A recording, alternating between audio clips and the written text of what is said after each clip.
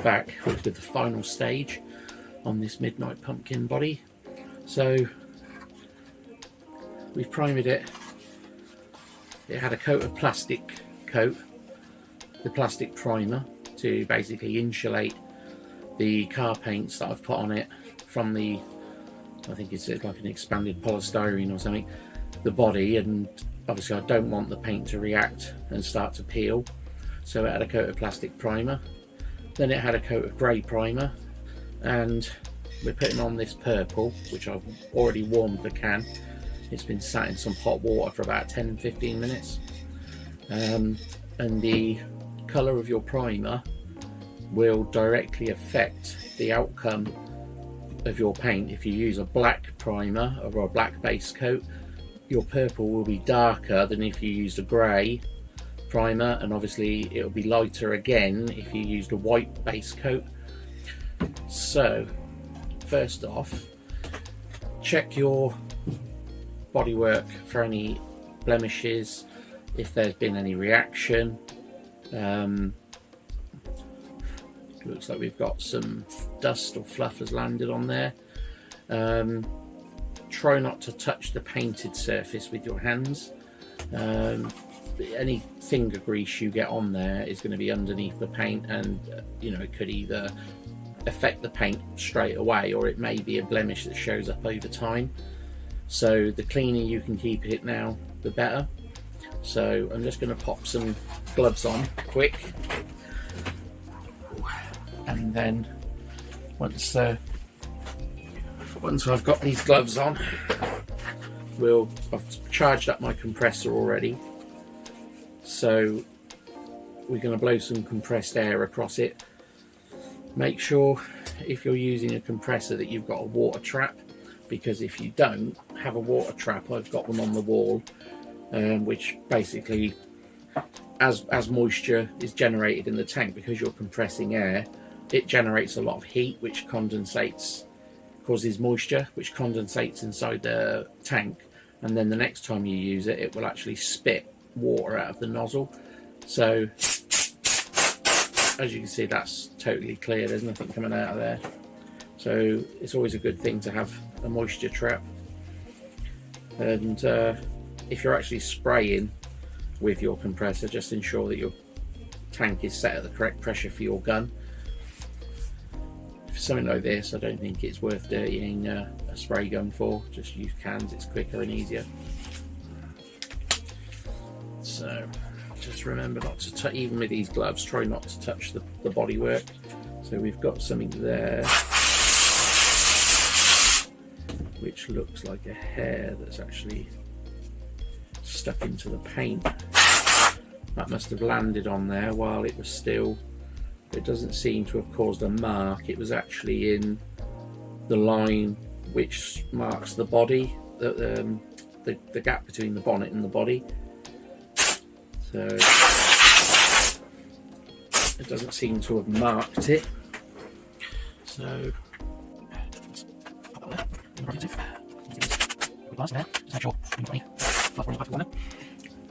if you can keep your painting environment as clean as possible, that will help you immensely in the long run.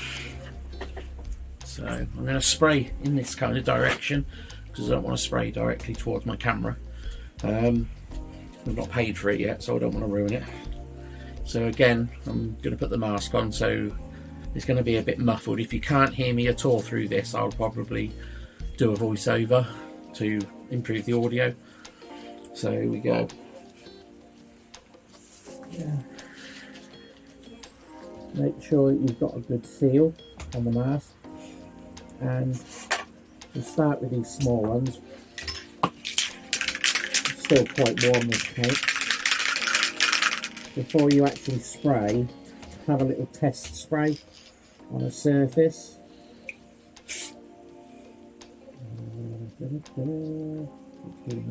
Hold can 20 to 30 centimeters from the prepared surface, which I think is going to be something like that, but I would come back further because all we want is a light dusting. We don't want to cover this in paint. You know, even if it takes us 3 coats, 4 coats to get the finish that we want, you're better to do that than rush it and load a lot of paint onto the surface. So here we go. Go along the edges first. Obviously try to turn the piece because we want to get into every little nook and cranny. And there you go. So that's basically what you're looking for. We don't want to go too crazy. Just get a little bit on the underside of that piece. So I think from what I'm estimating, I think this is actually going to look pretty good. Hopefully I'll get the shade that I want.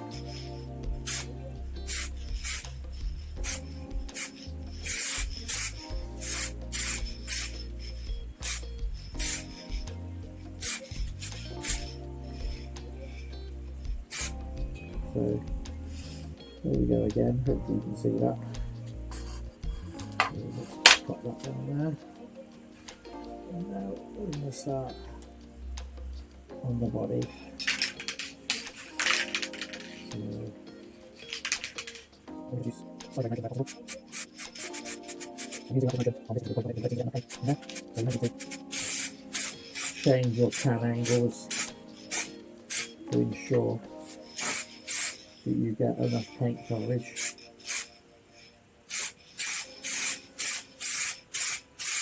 And we're just doing very light coats, trying to attack things at different angles.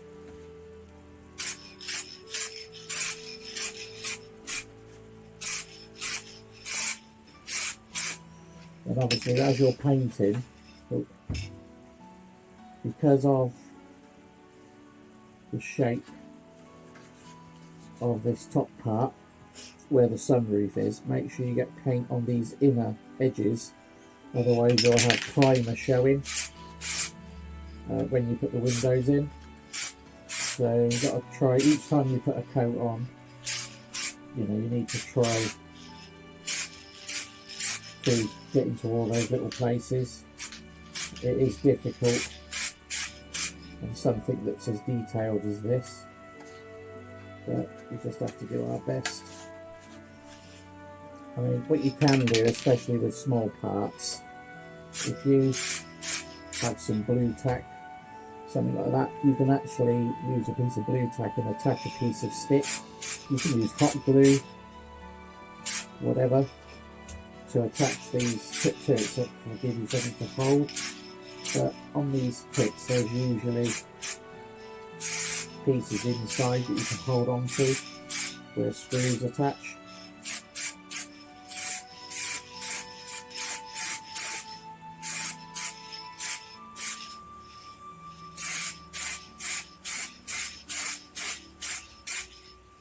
Okay.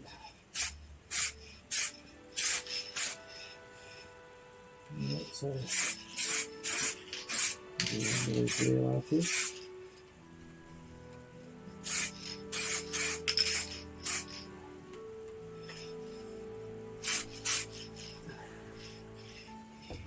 Okay.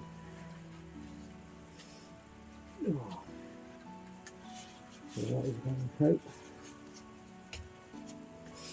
As you can see, there's still patches of primer showing through, but the last thing you want is runs in your paint, because you're just going to then spend so much time rubbing it down. And when you use your paint, if you invert the can, like so, and give it a squirt, you'll get some of the solvent will come through to clear the nozzle for ready for next time.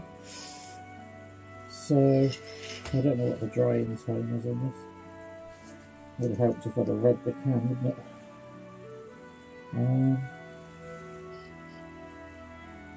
Oh god, we've got to allow 7 days before any further work is undertaken after we've done the lacquer. Clear coat should be added approximately 30 minutes after the final colour coat, We do have clear coat, some clear lacquer to go on the top, because that's what's going to give us our shine. So yeah, so far it's going to plan. Nothing's gone wrong. I've not dropped anything or overloaded it with paint, so we're looking good. So we'll leave this one here then, guys, and when it's time for the next coat, we'll be back.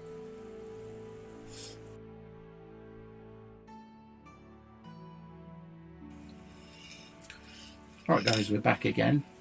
So I've given the paint a good shake and it's nice and warm. So going back on with the mask, as before, I'm going to spray in that direction. I've put another light on coming this way, so hopefully you guys can see this a little bit clearer on the paint. So I'm going to start again, do the second coat. Not quite sure how many we're going to put on, maybe 3-4 coats, see how it goes. So I'm going to put the mask on again, so obviously I'm going to be muffled. We'll see how it goes.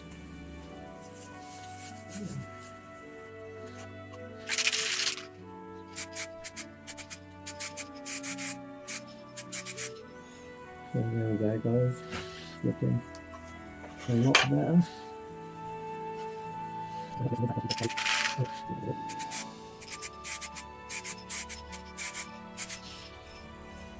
There we go, guys. That's the next bit. It's starting to look like something now.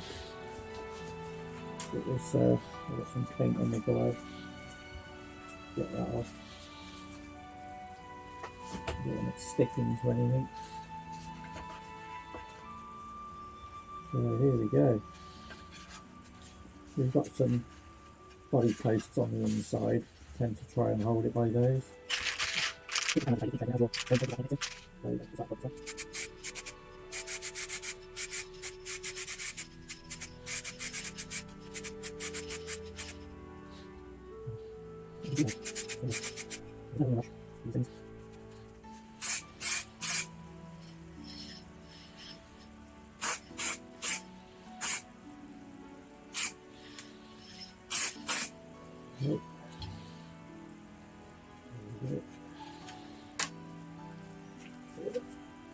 Pop that back on there. Just gonna flip a bit over the ends. So we'll see how it goes. I may have to just rub that piece back.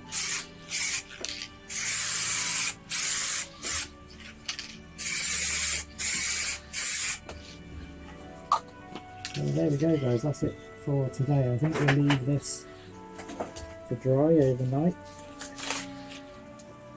And we'll come back and see what it looks like tomorrow and maybe rub that small piece down and have a look, see what the paint looks like. So I'll see you in the next bit.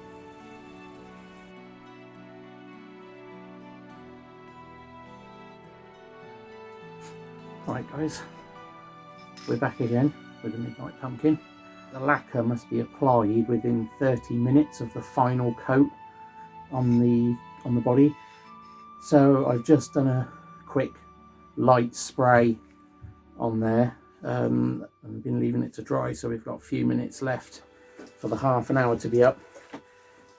It says when we apply this, it needs to be again 20 to 30 centimeters away from the prepared surface, and when you spray you do one coat horizontally, one coat vertically, to I guess to make sure you cover every inch, you don't miss a spot. So in a second I'm gonna start spraying those back pits to begin with, to make sure the lacquer goes on okay before I start on the body. So I've got the mask again, so obviously you won't be able to hear me very well once I've got this on. So I'm going to give the can a little bit more of a shake. It's been warming for about 10 minutes in warm water, and I have been shaking it continuously while it's been out of the warm water, so hopefully we should get a good spray. And it's a brand new can, so there should be no old paint or lacquer in the nozzle, so hopefully we'll get a good coverage and a nice sort of finish. So I'm going to pop this on and we'll get started.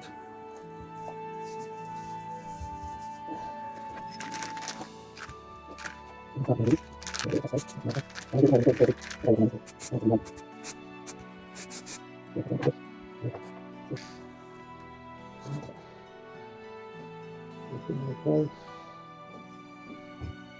the first coat, don't want to go too crazy.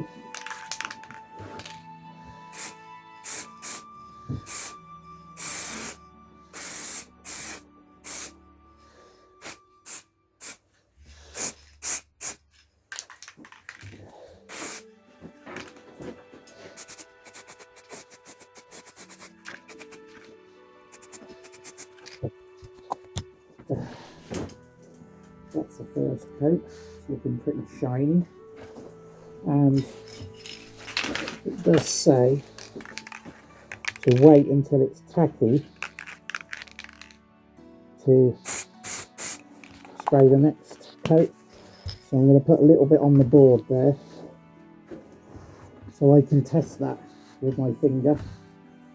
So as soon as I know that's going tacky, then this should be at the same point. So we'll be back in a minute with the next coat.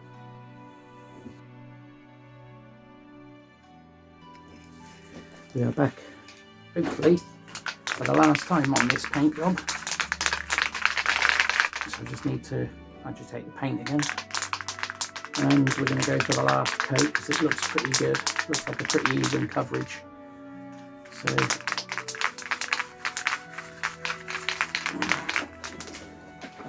let's pop the mask on. It's going to go muffled again. Oh.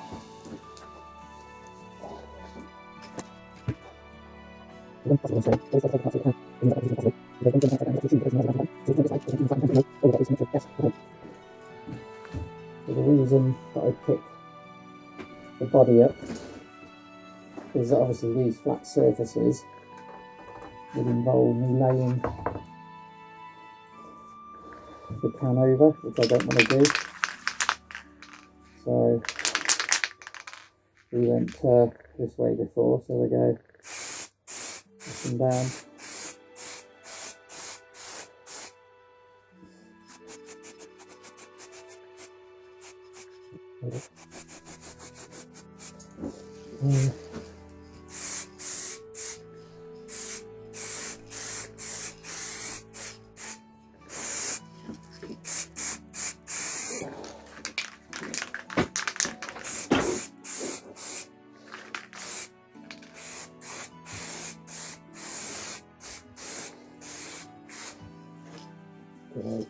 Okay.